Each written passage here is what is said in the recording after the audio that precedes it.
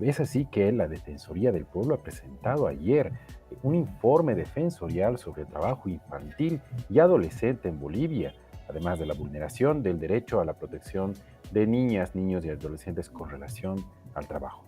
Vamos a dar la bienvenida a nuestra primera invitada precisamente para hablar de este tema.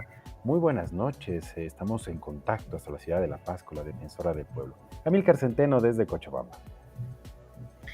Amílcar, muy buenas noches. Un abrazo fraternal para ti, para todo el equipo de la Octava y para toda la audiencia que nos sigue en este momento. Igual un abrazo para la niña, para el niño interno que todas y todos debiéramos llevar todavía pese a los largos, a la cantidad de años que llevamos encima. Claro que Eh, sí. sí, justamente la Defensoría del Pueblo, considerando dentro de las diferentes poblaciones que existen dentro de las niñas, niños y adolescentes, priorizó para la gestión 2021-2022 la presentación de un estado de situación sobre el trabajo infantil y adolescente en Bolivia, que lo hemos presentado recién el día de ayer. Hemos podido evidenciar la vulneración del derecho a la protección de niñas y niños y adolescentes con relación al trabajo. Y esto lo hacemos considerando ya el efecto post pandemia. No debemos olvidar que la pandemia en el mundo, en la región, en Bolivia obviamente, ha generado diferentes crisis, además de la sanitaria, además de la social, sino también la económica. Eso implica que muchos padres, madres han perdido sus fuentes de trabajo, que las hijas e hijos en un hogar también se ven en esta necesidad de poder coadyuvar para poder continuar con sus estudios, que hemos visto que con la educación virtual o la educación a distancia ha requerido de mayor autosuficiencia, digamos, para la autogestión, para conseguir recursos económicos y poder continuar con la escolaridad. También hemos visto que muchos, como consecuencia de la pobreza, necesitan también coadyuvar para poder llevar alimentos o apoyar en los servicios o en los gastos mínimos del hogar. Entonces, Claro que sí. esta realidad de niñas, niños y adolescentes en situación de trabajo existe en Bolivia, no podemos cerrar los ojos y pensar que con la gran cantidad de normas, medidas favorables desde el Estado que se da en favor de las poblaciones, pues estas desaparecen, porque la crisis ha sobrepasado todo aquello. Es así que nosotros nos encontramos en la primera ola de la pandemia de COVID-19, primero con poblaciones en situación de calle, Ujú. con ex niñas, niños y adolescentes trabajadores, con personas que adultas que estaban en situación de calle y que estaban siendo totalmente desatendidas por el Estado y nos planteaban nuevas necesidades y sabíamos ya que después de las cuarentenas y de toda la precariedad en la que habían tenido que subsistir, particularmente en las primeras rígidas, pues se venían nuevos retos para el Estado. No podemos negar que ha habido regresión en el ejercicio de derechos, de diferentes derechos en nuestro país como consecuencia de la pandemia, de la crisis política también. Y en eso se centra nuestra atención para la gestión 2021-2022 en niñas, niños y adolescentes trabajadores. Entonces, Claro. esa es un poco la Ujú. justificación de por qué presentamos un día antes del Día del Niño un informe especial que sabemos ha sido es bastante crítico en Ujú. relación al Estado, pero es de una crítica de construcción. Y yo ahí tal vez apuntar algo que el ministro de Justicia y Transparencia Institucional lo ha señalado, y es decir, este informe, más allá de las observaciones que pueda tener hacia el Estado, es la línea base para poder trabajar política pública, para poder trabajar por las poblaciones, y él se ha comprometido como cabeza de sector de que en un año va a generar un proceso de rendición de cuentas con las niñas, niños y adolescentes trabajadores de nuestro país para ver cuánto hemos avanzado, qué ha hecho el Estado en un año a partir de esta situación crítica Ujú. por esta población. Entonces, creo que eso también es importante para resaltar como una introducción. Claro que sí. Y este informe bueno, toda esta investigación y este relevamiento de datos que se está haciendo no solamente es en la ciudad de La Paz. Han abarcado muchos municipios y también no solamente la realidad urbana, sino también de la población boliviana en general, ¿verdad? Exacto. Partimos desde todas las medidas o políticas del Estado central con información oficial por parte del Ministerio de Trabajo, Empleo y Previsión Social, por parte del Ministerio de Justicia y Transparencia Institucional, por planificación para el desarrollo. También consideramos información del Consejo de la Magistratura, del Instituto Nacional de la Estadística y en particular información de 67 gobiernos autónomos municipales, dentro de los cuales estarían el 69% de toda la población estante en el territorio boliviano. La información que hemos podido deducir o hemos podido nosotros analizar y concluir es que en el caso del Estado central, de acuerdo a la información que las propias instituciones han señalado, es que no existen planes, no existen programas, o que ninguno ha sido aprobado dentro de la instancia estatal central, por tanto no se han bajado lineamientos para generar medidas de prevención y de protección para niñas, niños y adolescentes trabajadores. En esa misma línea, el trabajo para la eliminación de determinantes en actividades laborales, trabajos peligrosos, insalubres, atentatorios contra la dignidad para niñas, niños y adolescentes, tampoco ha contado con planes de intervención estatal. A eso se suma que en el caso de los gobiernos autónomos municipales, que bajo su dependencia se encuentran las defensorías de la niñez y adolescencia, que tienen una función importantísima, que es el registro y autorización para trabajo de adolescentes mayores de 14 años, hemos podido verificar que entre el diciembre del 2018 a finales del 2020, solamente el 12% de estos 67 gobiernos autónomos municipales, que incluyen capitales de departamento, solamente el 12% había realizado algún registro o Ujú. alguna autorización. Adicionalmente, que ese 12% apenas había alcanzado a realizar 133 registros sobre trabajo adolescente. Y bueno, eso cuando uno sale a las calles, evidentemente dista muchísimo de la realidad. Pero peor aún ha sido que gran parte de estos 133 registros corresponden a un solo municipio, a Puerto Villarruel, que llega a registrar 81 registros. Entonces uno dice, Claro, serían como alrededor de 52 adicionales que tendrían que estar esparcidos. Es pensar que solamente hay 52 adolescentes eso, que tienen algún tipo de registro de trabajo, y claro. evidentemente estos 52 uno lo puede encontrar alrededor de la plaza. Claro. Al respecto de precisamente del tema que usted toca, ¿cómo se puede relevar los datos de la población adolescente e infantil en trabajo? Si, por ejemplo, ¿qué le digo? El sobrino de una persona le ayuda en el negocio, pero incluso a veces no percibe un salario, pero estás funcionando como un trabajador o como un obrero más. Y a veces no es, o sea, es como que invisible, pero nosotros lo vemos todos los días. ¿Cómo se logra, o sea, se puede hacer eso? Obviamente sabemos que desde la Defensoría del Pueblo se hace ese informe, pero ¿cómo puede el Estado, y ya le voy preguntando un poco hacia la sugerencia que brinda la Defensoría hacia el Estado, para que precisamente haya un registro real de la cantidad de niños y de adolescentes que están trabajando? Bueno, hay varias respuestas y también Ujú, están señaladas en el informe. La primera es que, bueno, en Bolivia debería realizarse una encuesta, la encuesta de niños, niños y adolescentes que realizan actividad laboral o trabajan, las famosas ENA. La ujú, última encuesta que tiene Bolivia es del 2019, una encuesta que ha sido observada por las asociaciones y grupos de NATS en Bolivia, porque no se los consideró, porque nunca supieron de la existencia de la encuesta, nunca se enteraron de cómo se realizó, a quienes preguntaron, absolutamente nada. Entonces, una de las recomendaciones sí es realizar la encuesta, pero con la participación activa de los NATS, que son los actores centrales, y ellos saben dónde se realiza actividad laboral, cuáles son las mayores vulneraciones que ellos sufren, qué necesitan del Estado para protegerse. Eso por un lado.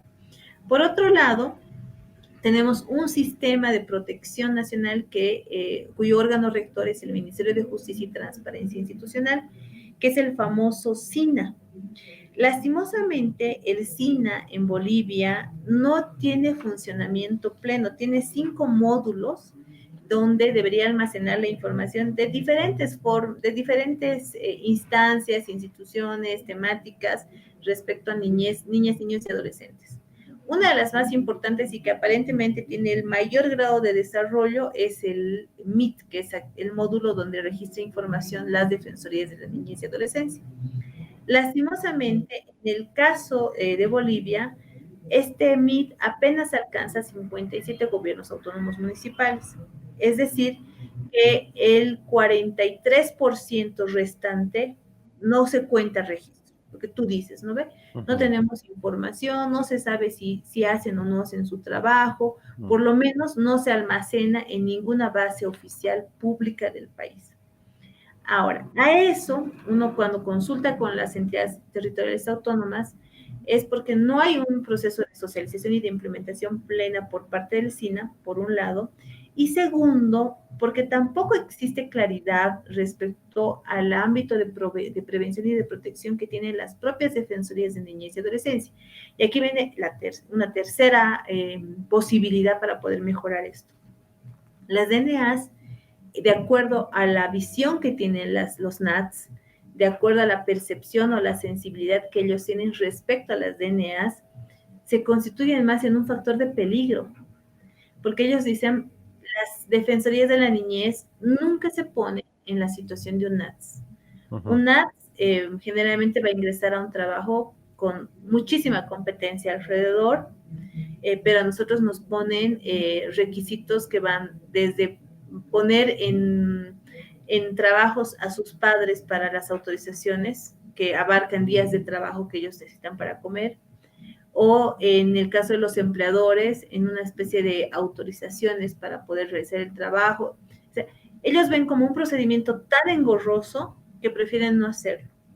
Ven además que las defensorías no tienen la amabilidad para poder generar esa protección y poder además generar una suerte de oficiosidad a momento de ver la situación de trabajo que ellos tienen.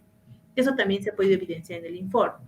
Entonces, aquí es importante también el trabajo de las DNAs. Uno, de que comprendan que el acercamiento o el trabajo que tienen con NATS es fundamental y que no puede ser a solicitud de parte.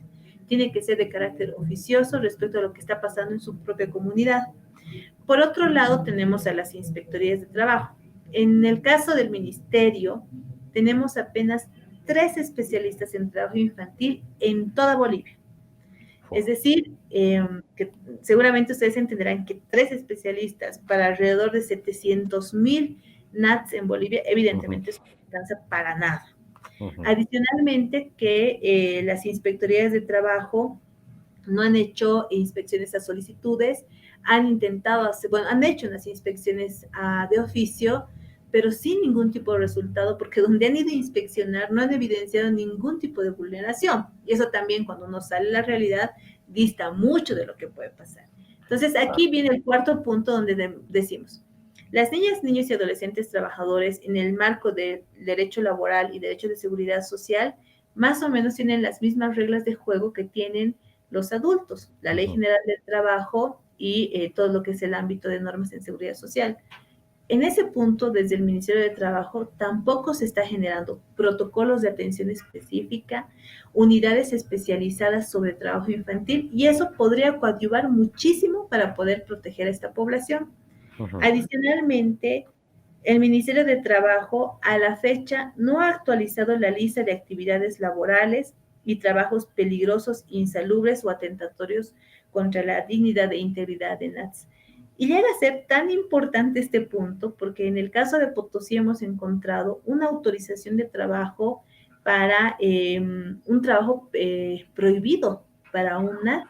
Entonces, esas contradicciones uno dice, pareciera que no se van a dar en la realidad, pero se dan. Entonces, esa utilización de listados a lo que hoy se puede considerar delitos, crímenes en contra de esta población, tiene que ajustarse también y eso coadyuvaría mucho para poder identificar y poder apoyar a estos NATS.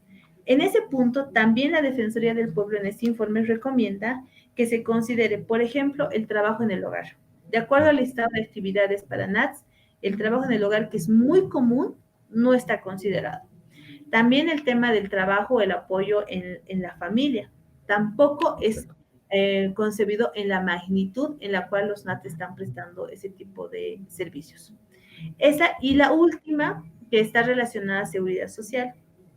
Hemos hecho solicitudes a las AFPs en Bolivia y tenemos, si no recuerdo mal, nueve registros en seguridad social para NATs o para adolescentes.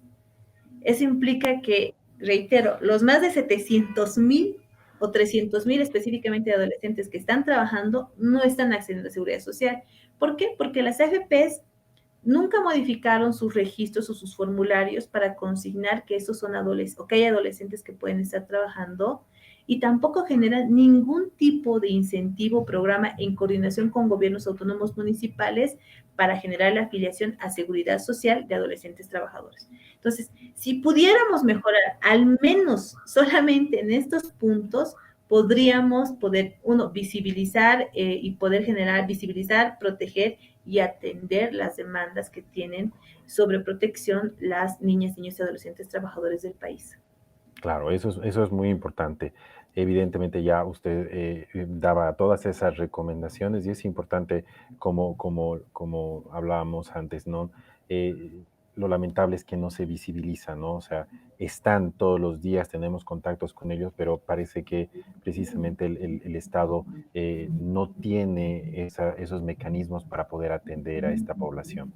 Ya para ir finalizando, ¿cuáles son las expectativas que ustedes tienen, además de las recomendaciones? ¿Cómo ve a futuro después de este informe el trabajo que están haciendo en favor de la niñez y cómo ven ustedes de aquí en unos años este informe para el bien de los niños? ¿Cómo creen ustedes que puede ir mejorando esta situación? Tenemos dos líneas de trabajo ahí. Nosotros no vamos a partir por una línea erradicacionista. Todas las sociedades quisiéramos que las niñas, o sea, no quisiéramos ver a niñas, niños y adolescentes trabajando. Como dicen, ellos deberían estar jugando, deberían estar estudiando, disfrutando del calor de la familia. Sin embargo, hay que acentuar conceptos a nuestras propias culturas. Creo que todos, en algún momento, gran parte de la población, hemos sido parte de la niñez trabajadora. Y de eso yo me incluyo. Ujú. Porque es cultural. Y también por un tema de necesidad y muchos momentos de situación de pobreza. Y en ese ámbito, lo que nosotros queremos no es una visión de Estado donde nos oculten o donde digan que la prohibición va a generar un cambio en nuestras vidas. No, lo que necesitamos es, ante esa realidad, primero, ser muy claros en la eliminación de cualquier atentado contra la dignidad, contra la integridad, contra la vida o contra el ejercicio de derechos como la educación de la población de niñas, niños y adolescentes que están en situación de trabajo. Uno.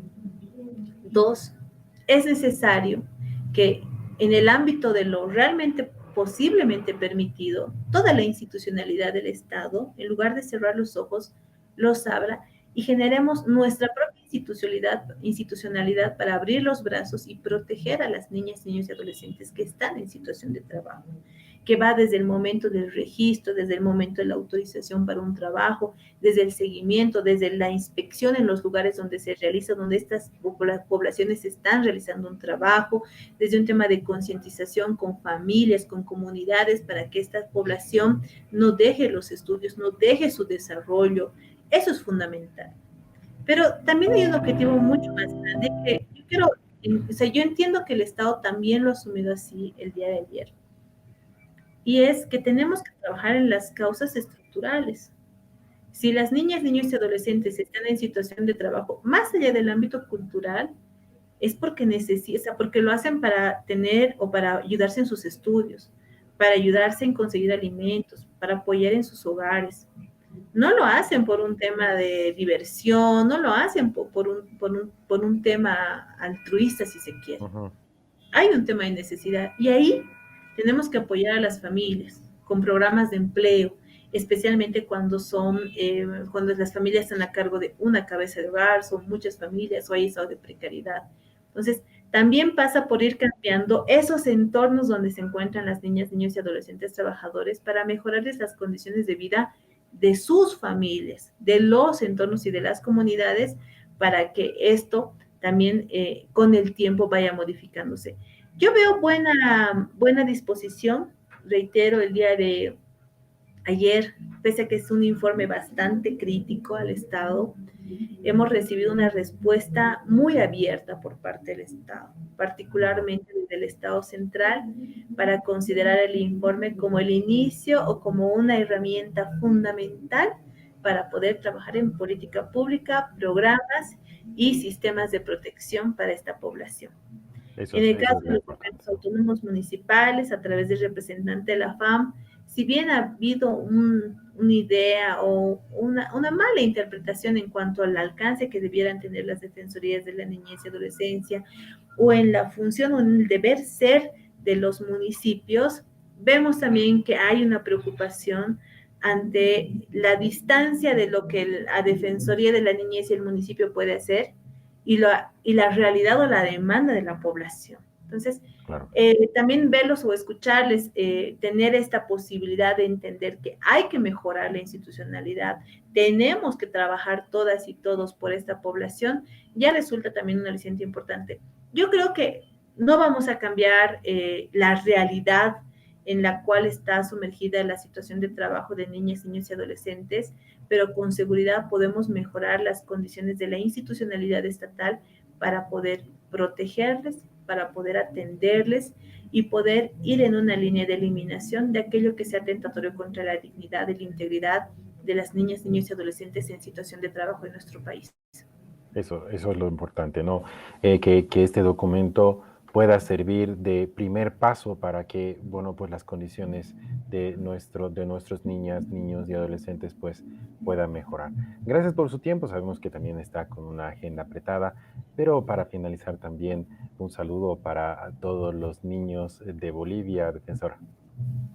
Muchísimas gracias, un saludo de alegría, de amor, de afecto, de esperanza, para quienes se constituyen en el motor de lucha y en ese horizonte que todos queremos construir, un vivir bien para todas y para todos. Un saludo fraternal para las niñas, niños y adolescentes de nuestro país.